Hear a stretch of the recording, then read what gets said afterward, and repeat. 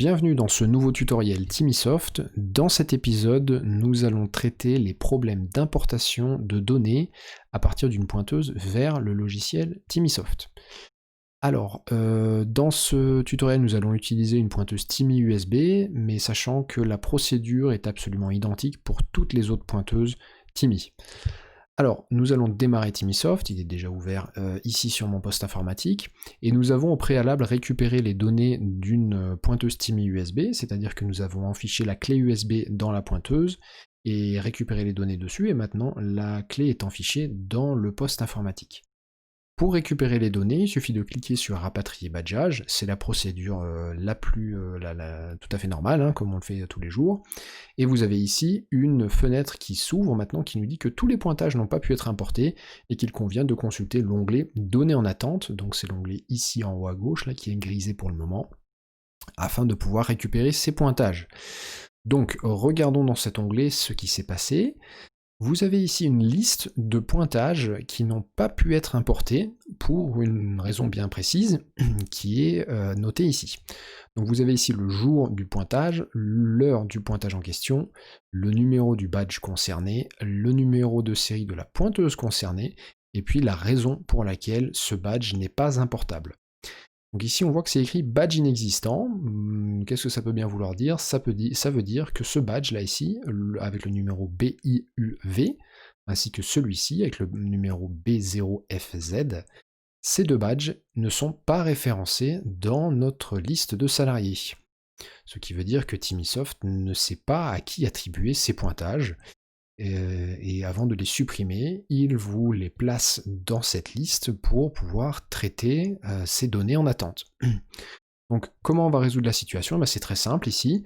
On va créer les salariés, parce que ça veut dire que quelqu'un badge physiquement avec ces deux numéros de badge, mais que ces salariés ne sont pas renseignés. Donc c'est le BIUV et le B0FZ. Donc nous allons créer un nouveau salarié.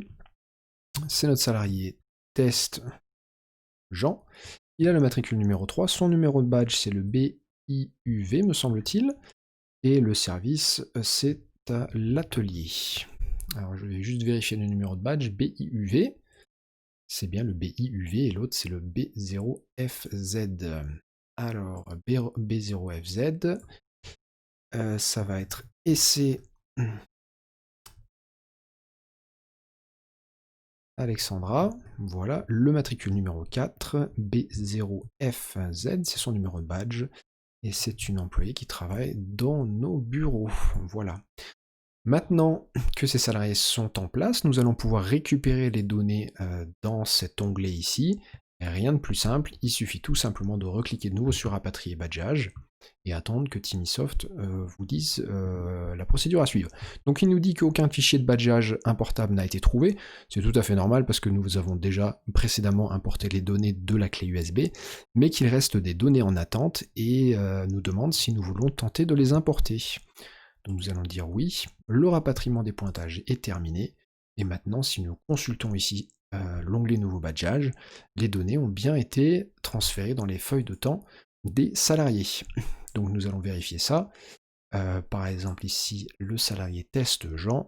Alors il me semble que c'était des pointages de mai 2020, si mes souvenirs sont bons. Nous allons donc nous placer en mai 2020, sélectionner le salarié test Jean, afficher les pointages, et en effet nous avons bien ici une partie de ces pointages. Voilà comment traiter les données en attente.